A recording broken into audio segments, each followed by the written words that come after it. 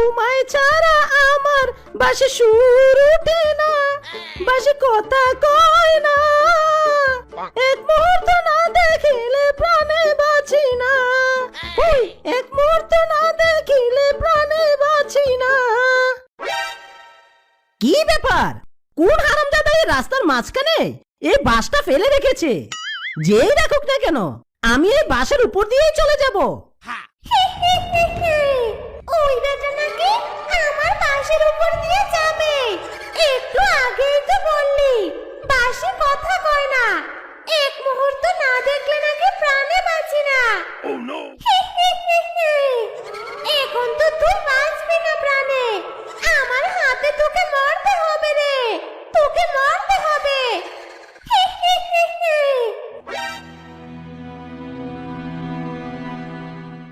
আরে আরে, মনে হচ্ছে কেউ কথা বলেছে, কিন্তু এই নির্জন জঙ্গলে কে কথা বলছে? শুনেছি এই বাঁশবাগানে নাকি একটা ডাইনি থাকে। বাপরে বাপ, তাহলে কি ওই ডাইনির কথা বললো? বল্টু রে, বাঁচতে চাইলে পালা, তাড়াতাড়ি পালা, মাইরে মাইরে মাইরে। সামান্য এতটুকু কথাতে ভয় পেয়ে চলে গেল। তবে তবে এরপরে যে আসবে তাকে আর রেহাই দেব না। একেবারে ঘাড় মুটকে ফেলবো। বউকে কতবার ফোন করে বললাম যে আমি যেতে পারবো না, কিন্তু শ্বশুর বেটে এক কথার মানুষ নয়। রাতের বেলা তো আমি ইস্যু করতেও ভয় পাই, আর এখন কিনা যেতে হচ্ছে আমাকে শ্বশুর বাড়িতে দজ্জাল মহিলাকে আনতে। বাপরে বাপ, ওই বাঁশবাগানের কথা তো অনেক শুনেছি রে। ওই দিক দিয়ে নাকি কেউ যেতেই পারে না। এদিকে বাঁশবাগানের ডাইনি আর ওইদিকে দজ্জাল বউ, কি মুশকিলে বললাম রে বাবা। এসব বলতে বলতে বাঘ বাঁশবাগানের কাছে যায়, আর অমনি বাঁশবাগানের ডাইনি বাঘকে দেখে বলে, আয় আয়, আজ আর আমার হাত থেকে তোর নিস্তার নেই রে। এতজনকে ভয় দেখানোর পরেও তোদের শিক্ষা হয়নি বুঝি? তবুও তোরা আমার বাঁশবাগান দিয়েই যাতায়াত করিস। আরে আরে, এই বাসটি এভাবে লড়ছে কেন রে? এক কাজ করি, আমি বাসের পাশ কাটিয়ে চলে যাই। একথা বলে বাঘ যেই না পাশ দিয়ে যেতে ধরে, অমনি ডাইনি তার বাঁশ দিয়ে উপরে তুলে ফেলে। ওরে বাপরে বাপ, আমার বুঝি আর শেষ দিন রে। এই ডাইনির হাতে আজকে আমাকেই পড়তে হবে। ও ডাইনি মাতা, দয়া করে আমাকে ছেড়ে দাও। অকালে আমার বউটাকে তুমি বিধবা করো না গো। আমি কথা দিচ্ছি, এই পথ দিয়ে আমি কেন, আমার 14 গোষ্ঠীও আসবে না। অনেকদিন পর আমি একটা মক্কেল পেয়েছি, এটা তো আমি কিছুতেই হাতছাড়া করব না। আমি মরে ডাইনি হয়েছি, এখন তুইও মরে রাক্ষস হবি। এই কথা বলে ডাইনি বাঘকে উপর থেকে ফেলে দিয়ে মেরে ফেলে।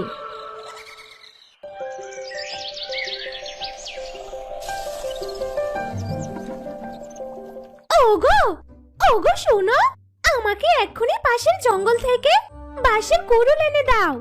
আজ আমি চিংড়ি দিয়ে কচি বাঁশ রান্না করব। সে কবে মায়ের হাতে রান্না করে খেয়েছিলাম, ইস কি খেতে ছিল। আচ্ছা বউ, দুনিয়াতে এত সবজি থাকতে তুমি কি না এখন বাস দিয়ে চিংড়ি খাবে? তোমার ইচ্ছে আমি কখনোই পূরণ করতে পারবো না গো, কারণ আমি ওই বাঁশবাগানে কিছুতেই যেতে পারবো না। আমি তোমার কোনো কথাই শুনতে চাই না। যেখান থেকে পারো আমার জন্য কচি বাঁশ এনে দাও, আমি চিংড়ি দিয়ে রান্না করে খাবো। আর যদি না দাও তাহলে আমি এক্ষুনি বাপের বাড়ি চলে যাচ্ছি। হায় রে হায়, এই বউ তো কিছুতেই আমার কথা শুনতে চাইছে না। আমি তো সেদিন অল্পের জন্য মরতে মরতে বেঁচে এসেছি, এইদিকে বউ আর ওইদিকে ডাইনি, মাইরে মাইরে মাইরে আমি তো শেষ। কি হলো, এভাবে পেঁচার মতো তাকিয়ে আছো কেন? হ্যাঁ, মনে হচ্ছে বোবা হয়ে গেলে? বোবা হওয়ার যাই হও, আজকের মধ্যেই আমার কচি বাঁশ চাই, এই আমি বলে দিলাম। এই কথা বলে শিউলি শিয়ালিনী সেখান থেকে চলে যায়, আর বল্টু শিয়াল নিরুপায় হয়ে সে বাঁশবাগানের কাছে যায়। হে খোদা, আজ তুমি আমাকে রক্ষা করো, আমি যেন কচি বাঁশ নিয়ে যেতে পারি। আরে আরে, এই তো দেখছি সেই দিনের মক্কেলটি। আজ আবার কেন এসেছে? ও বুঝেছি, দিনের বেলায় এসেছে, ভেবেছে আমি ওকে ছেড়ে দেব। কিচ্ছুতেই ছাড়বো না ওকে আমি, ওর ঘাড় আমি মোটকে খাবো। এই বাগানে দেখছি অনেক নোংরা পড়ে আছে। মাইরি, এই নোংরা থেকে আমি কিভাবে বাস নেব?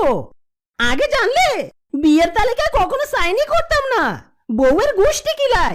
এক কাজ করি, ময়লাগুলো আগে পরিষ্কার করি, তারপর কচি বাস নিয়ে যাব। এসব বলে বল্টু শিয়াল বাঁশঝাড় থেকে ময়লাগুলো পরিষ্কার করে। আরে আরে, একে তো আমি মারতে চাইছি, কিন্তু এই তো দেখছি আমার থাকার জায়গাটি পরিষ্কার করে দিচ্ছে। না না, একে আজ মারা যাবে না। কিন্তু এই বাঁশ দিয়ে করবেটা কি সে? আচ্ছা যাই করুক না কেন, এরপর আর ছাড় দেব না ওকে। যা, আজকের মতো ওকে ছেড়ে দিলাম। এরপর বল্টু শিয়াল কচি বাঁশ নিয়ে সেখান থেকে চলে যায়। বউ, এই নাও তোমার কচি বাস। এবার তুমি মন ভরে চিংড়ি দিয়ে রান্না করে দেখি। বউ, এরপর আর আমি কোনোদিনও তোমার এই কচি বাস আনতে যাব না। এরপর গেলে তোমাকে এই রঙিন শাড়ি নয়, বিধবা শাড়ি পরে থাকতে হবে, বুঝেছো?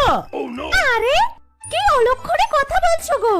সামান্য বাঁশ আনতে বলেছিলাম দেখে তুমি আমাকে এভাবে বলতে পারলে? কি এমন আছে ওই বাঁশ বাগানে যার জন্য তুমি আমাকে এমন বিধবা করতে চাও? আরে, এই বাঁশ বাগানে এক ভয়ঙ্কর ডাইনি থাকে। এই তো সেদিন বাঘ মামাকে গার মটকে মেরে ফেলেছে। এই বাঁশ বাগানের রাস্তা দিয়ে দিনের বেলায় কেউ যেতে চায় না। ওই ডাইনি দিন রাত কিছুই বোঝে না, যখন যাকে পাচ্ছে তাকেই তার শিকার বানাচ্ছে। কি এইসব কি বলছো তুমি? ওই ডাইনিকে তাড়াতে হলে তান্ত্রিক বাবার কাছে যেতে হবে, সেই একমাত্র পারবে ওসব খারাপ ডাইনিকে বধ করতে। চলো আমার সাথে এক্ষুনি চলো, ওই তান্ত্রিক বাবার কাছে যাব। এরপর তারা দুজন তান্ত্রিক বাবার কাছে যায় আর তাকে ডাইনির ব্যাপারে সমস্ত কথা খুলে বলে। হুক মাওলা, ঠিক আছে, আমাকে এখনই এই জায়গা নিয়ে চল। ওই ডাইনির আজকেই শেষ দিন। হুক মাওলা। এরপর তারা সবাই মিলে সে বাঁশবাগানে যায় আর তান্ত্রিক বাবাকে দেখে ডাইনি মনে মনে বলে, আরে এ আমি কি দেখছি? হ্যাঁ, এই বেটা দেখছি তান্ত্রিক বাবাকে ধরে নিয়ে এসেছে। একে তো আমার সেই দিনেই মেরে ফেলা উচিত ছিল।